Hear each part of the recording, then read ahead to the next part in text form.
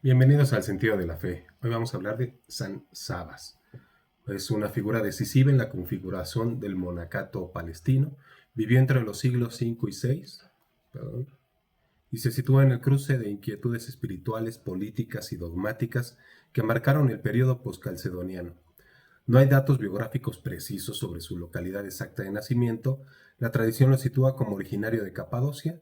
Su trayectoria vital, desde la experiencia eremítica hasta la fundación de comunidades organizadas, ofrece un modelo vocacional que integra cuerpo y alma, contemplación y servicio, silencio y fraternidad. En su itinerario se manifiesta una antropología cristiana que concibe a la persona como unidad sustancial llamada a la comunión con Dios y al servicio del prójimo. La ascesis corporal practicada por Sabas no es negación de la corporeidad humana, sino disciplina que prepara el cuerpo y el espíritu para la participación en la vida divina. Es, en este sentido, pedagogía de la divinización. Su ejemplo es paradigmático para pensar la vocación como itinerario que parte del retiro interior para desembocar en la responsabilidad comunitaria y en el compromiso caritativo de la gran Laura del Mar Saba. En el desierto de Judea no fue solamente el espacio físico de su experiencia espiritual, sino también el laboratorio institucional desde el cual la liturgia, la regla y la praxis asistencial fueron articuladas en una propuesta coherente. Este video aborda su figura desde una triple perspectiva: histórica, dogmática y vocacional, al fin de ofrecer claves interpretativas para el discernimiento contemporáneo y para la formación de comunidades que quieran integrar silencio, liturgia y servicio sin contradecir la fidelidad doctrinal que sostuvo su obra.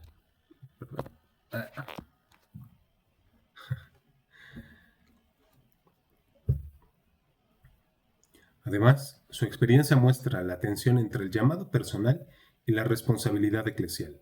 La contemplación auténtica engendra servidores que transforman la realidad mediante obras concretas.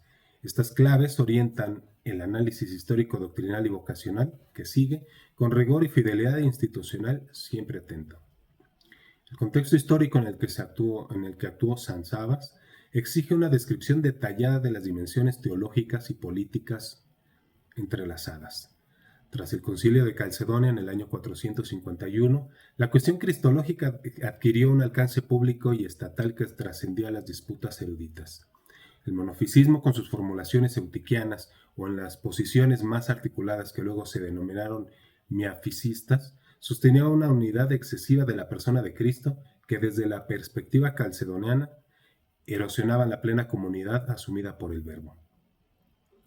En Palestina, esta tensión se manifestó en alianzas locales entre obispos, comunidades monásticas y factores de poder imperial que a veces favorecían a una u otra posición doctrinal. La intervención imperial fue decisiva. Emperadores como Atanasio y a la postre Justiniano y otras instancias palatinas utilizaron edictos, intervenciones episcopales y mediaciones que buscaban contener conflictos, pero que a menudo se politizaban. Los abades y fundadores de monasterios, entre ellos Sabas, debieron por tanto ejercer también una diplomacia prudente. La mediación imperial podía proteger comunidades fieles al credo calcedoniano, pero también presuponía riesgos. La dependencia de favores palatinos exponía a las comunidades a condicionamientos doctrinales cuando la corte mostraba simpatías hacia corrientes no calcedonianas.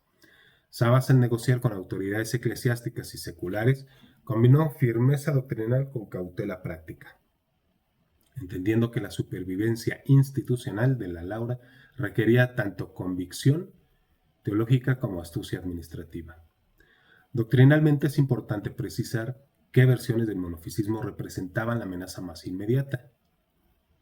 El eutiquianismo, de carácter más literal y radical, negaba en la práctica la distinción de naturalezas, mientras que corrientes como las vinculadas a Severus y a ciertos círculos siríacos proponían formulaciones más matizadas que buscaban una expresión teológica unitaria sin negar la experiencia salvadora de la humanidad de Cristo. Contra ambas se dirigió la praxis sabaíta. Mediante la liturgia, la enseñanza monástica y la adhesión a las fórmulas conciliares, Sabas trabajó por fijar la conciencia de la doble naturaleza sin caer en tautologías teológicas. La articulación entre culto y doctrina constituye así la estrategia central de su apologética, La repetición ritual y la catequesis litúrgica enseñaban la fe en coherencia con la tradición conciliar, mientras la organización comunitaria ofrecía un soporte social y económico para sostener dicha fidelidad. Además, instrumentos como el enoticón y las políticas de reconciliación imperial complicaron las lealtades episcopales y monásticas en la región y se requería prudencia. Los datos biográficos sobre San Sabas se fundamentan en la tradición hagiográfica y en fuentes patrísticas que ofrecen un perfil coherente con su obra fundacional. No obstante, el análisis crítico exige distinguir entre lo narrado con intención edificante y los núcleos verificables de la acción institucional. Sabas pasó por una etapa eremítica prolongada que le confirmó en la vida contemplativa. Sin embargo, su vocación se desplegó en la dirección de crear estructuras capaces de sostener a generaciones de monjes y a la comunidad cristiana en Tierra Santa. La fundación de la Gran Laura de Mar Saba no fue solo un fenómeno espiritual, sino una empresa organizativa. Celdas eremíticas, iglesia común, hospitales y sistemas de acogida que se articulaban en una trama coherente que combinaba singularidad vocacional y servicio social. Desde la perspectiva institucional, Sabas mostró una notable capacidad de gestión en conflictos internos. Las comunidades monásticas no eran ajenas a luchas por la disciplina, por la interpretación de la regla y por la autoridad del abad. En diversos episodios se registran tensiones con grupos rigoristas o con facciones locales, en algunos casos identificadas por la tradición como partidarios o posturas eutatianas o de otras herejías litúrgicas disciplinarias, que se planteaban disputas sobre el acceso a bienes, la administración de hermanos o la observación de prácticas ascéticas. La respuesta de Sabas no consistió en la imposición autoritaria, sino en una combinación de autoridad normativa, persuasión espiritual y prudente arbitraje. Instrumentos como el tipicón y los estatutos internos ofrecieron criterios formales que limitaron ambigüedades y facilitaron la resolución de conflictos mediante reglas claras. En ocasiones, la intervención del abad como juez moral y mediador entre celdas y grupos evitó rupturas mayores y consolidó la legitimidad institucional de la Laura. Las disputas internas ejemplificadas por tensiones entre rigoristas y partidarios de diversas tradiciones litúrgicas se dirimían con procedimientos que combinaban disciplina, reconciliación y formación. Sabas enseñó la importancia de la escucha y del diálogo pastoral para transformar oposiciones en procesos formativos. Cuando la contienda amenazaba la unidad, la autoridad normativa se apoyaba en la práctica del ejemplo personal, la enseñanza perseverante y, cuando fue preciso, en arbitrajes que privilegiaban la paz y la corrección fraterna. Esta habilidad para gobernar tensiones internas contribuyó decisivamente a la consolidación de la comunidad como sujeto social y estable creíble. En materia de caridad y asistencia, la obra de Sabas se manifestó en iniciativas concretas que expresaban la idea de la proexistencia, que es vivir hacia los demás a través de la estructura de acogida, asistencia y sanidad. La tradición atribuye a la Laura la fundación de hospitales, el mantenimiento de hospicios para peregrinos y la organización de redes de ayuda durante épocas de hambrunas o peste. Estas prácticas no fueron decorativas, sostenían la presencia social del monasterio y demostraban que la vida contemplativa no anula la responsabilidad hacia el prójimo. El cuidado de enfermos y la hospitalidad constituyeron, por tanto, manifestaciones públicas de la vocación sabista, la santidad que asume el compromiso institucional y material en favor de la comunidad. Además, la administración prudente de bienes, registro de donaciones, controles sobre propiedades y transparencia en la distribución de recursos evitó conflictos legales y consolidó la estabilidad económica de la comunidad. Se trató de una proyección práctica de la teología de la proexistencia, es decir, la vida comunitaria se organiza para producir bienes que sostenían la misión caritativa y litúrgica. Estas decisiones administrativas, lejos de ser meros tecnicismos, fueron parte integrante de la pedagogía vocacional que Sabas transmitió a sus discípulos, enseñando que la caridad institucional requiere disciplina y planificación. No dejárselo todo al Espíritu Santo. Finalmente, la dimensión conflictiva exterior también exigió su diplomacia. Frente a presiones locales y a la intervención de autoridades eclesiásticas superiores, Sabas supo articular defensa doctrinal y negociación prudente. En suma, La gestión de conflictos internos y la acción caritativa son dos caras del mismo liderazgo. La proexistencia se prueba tanto en la resolución de disputas comunitarias como en la entrega efectiva a los hermanos y peregrinos, constituyendo un testimonio que fortaleció la legitimidad moral del cenobio en la región. La recepción posterior en su regla y textos litúrgicos, preservada por copistas y maestros monásticos, confirmó la eficacia formativa de su proyecto institucional y garantizó su influencia en generaciones posteriores de modo duradero. La vida de San Sabas ofrece desde una perspectiva antropológica y teológica una lección sobre el sentido integral de la fe. La fe transforma la existencia humana en todas sus dimensiones. La praxis sabaíta, la ascesis corporal y la disciplina litúrgica no significaban desprecio de lo material, sino purificación y ordenamiento de las pasiones para que el cuerpo sea vehículo de la gracia.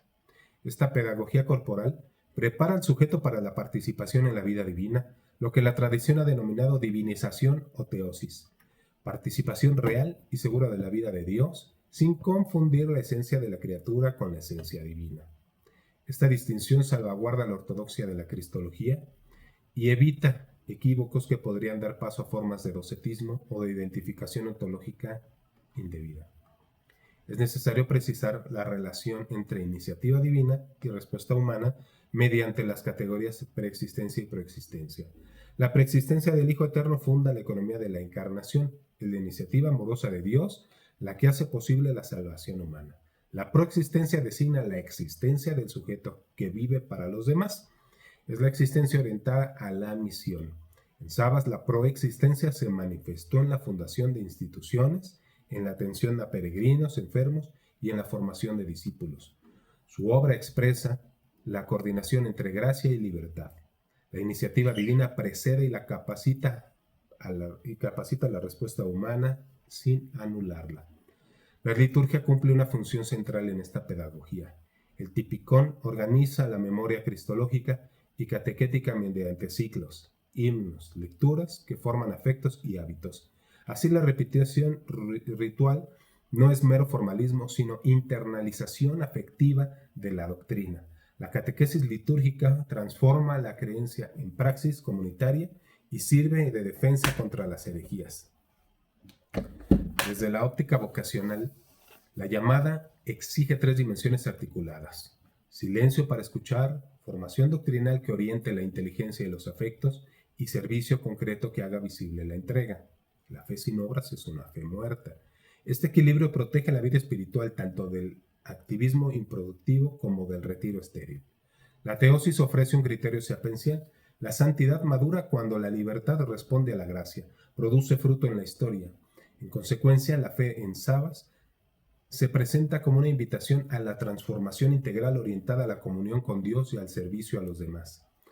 Aparte de todo esto, la dimensión formativa no se reduce a la celebración, requiere formadores que integren doctrina, praxis y dirección espiritual. En la experiencia sabaíta, la homilética, el comentario patrístico y la disciplina ascética constituían un itinerario pedagógico que preparaba a los responsables para la gestión pastoral y la defensa doctrinal. Esta integración aseguraba que la liturgia fuera no solo experiencia estética, sino instrumento apologético y catequético. Con la misa prácticamente bastaba. Una comunidad formada celebra con coherencia y transmite credibilidad. Aplicado al presente, el modelo exige programas de formación que combinen teología, práctica litúrgica y habilidades administrativas, de modo que los líderes formen comunidades capaces de resistir el relativismo, la indiferencia sin perder la caridad. La formación entendida es prevención y promoción de la verdad. Pero reflexionemos. Al final, sobre Sabas, requiere desplegar tanto la profundidad espiritual de su testimonio como las aplicaciones concretas para la evangelización y la formación institucional contemporáneas. La virtud central de Sabas fue la perseverancia y la fidelidad. Fidelidad a la gracia, a la comunidad y a la doctrina. Esta fidelidad no se entiende como cerrazón, sino como docilidad al espíritu que capacita para resistir la confusión sin renunciar a la caridad. En contextos actuales, el relativismo moral y de indiferencia religiosa, su figura ofrece criterios operativos para la defensa de la fe que combina carácter racional, formación litúrgica y praxis social. En primer lugar, La defensa racional de la fe exige recuperar una capacidad argumentativa fundada en la razón natural y en la revelación. Apologética que no se limite a la refutación retórica, sino que presente argumentos coherentes sobre la dignidad humana, la coherencia histórica del mensaje cristiano y la plausibilidad de la teología del dogma de la encarnación. Esta defensa racional ha de concretarse con la experiencia litúrgica. La liturgia educa afectos y percepciones, mientras la razón organiza proposiciones y discursos. Ambas esferas se complementan. En segundo lugar, frente al relativismo que disuelve criterios universales, la formación debe de ser integral. La formación que propone Sabas articula memoria doctrinal, experiencia litúrgica y praxis caritativa. Enseñar la doctrina sin praxis es estéril. Practicar la caridad sin doctrina corre el riesgo de perder el horizonte trascendente. Los centros de formación contemporáneos, seminarios, casas de formación de religiosas, escuelas catequéticas, deben recuperar la pedagogía integral, holística, aunque suene muy New Age, que incluya la exégesis patrística, la teología sistemática, formación pastoral y elementos de gestión institucional y responsabilidad social. En tercer lugar, la respuesta a la indiferencia cultural reclama obras visibles de caridad y servicio. La praxis solidaria funciona como argumento público. Hospitales, programas de acogida, redes de apoyo a migrantes y servicios comunitarios ofrecen evidencia de una fe que obra. La proexistencia, entendida como vivir para los demás, se concretiza en instituciones que acompañan y sanan. Estas instituciones testifican la verdad de la antropología cristiana y hacen creíble la defensa racional ante audiencias contemporáneas que suelen valorar la coherencia entre la ética y la práctica. Más aún, la antropología debe incorporar estrategias comunicacionales adecuadas para la edad mediática. Formación del lenguaje público, articulación de discursos que no desprecien la razón, pero que aprovechen narrativas, testimonios y la estética litúrgica para hacer que la fe sea comprensible y atractiva. La belleza del culto y la coherencia de la vida eclesial son en suma argumentos de persuasión. A nivel institucional, Sabas anticipó la necesidad de estructuras que garanticen la continuidad de la misión. De allí ciertas tareas estratégicas: editar críticamente los textos litúrgicos y patrísticos, formar equipos de formadores, articular programas de gestión financiera, ética y crear redes asistenciales que permitan a las comunidades sostener la misión caritativa. La formación formadora es una prioridad. Quienes enseñan deben estar profundamente formados en teología, espiritualidad y administración para que la fidelidad doctrinal se traduzca en praxis sostenible.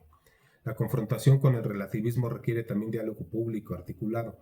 No se trata de imponer un credo por la fuerza, sino de ofrecer razones, testimonios y prácticas que muestren coherencia de vida cristiana. En este sentido, la defensa racional de la fe dialoga con la acción social, litúrgica y la madurez intelectual. Finalmente, en el plano vocacional, el testimonio de Sabas insta a preguntas prácticas y formativas. ¿Qué espacios reconozco para el silencio? ¿Cómo articulo formación doctrinal y práctica caritativa en mi comunidad? ¿Qué estructuras institucionales protegen la misión? ¿Cómo formo líderes capaces de resistir la presión cultural sin renunciar a la caridad? Responder a estas preguntas exige coraje institucional, una pedagogía sostenida y la convicción de que la verdad se hace creíble cuando se vive con coherencia. Cerremos. La figura de San Sabas sintetiza un horizonte evangelizador, que no teme la razón y renuncia a la belleza litúrgica. Por el contrario, hace de ambas herramientas medios de defensa y de atracción. Su testimonio invita a recuperar la audacia de la fidelidad y la creatividad institucional para transformar desiertos de indiferencia en espacios fecundos de la vida cristiana. Propuestas concretas incluyen programas integrales de formación, redes asistenciales sostenibles, edición crítica de textos litúrgicos y políticas públicas que reconozcan la dignidad humana. Muchas gracias por llegar hasta aquí. Que San Sabas interceda, que Dios nos bendiga y la Santísima Virgen también interceda por todos nosotros. Muchas gracias.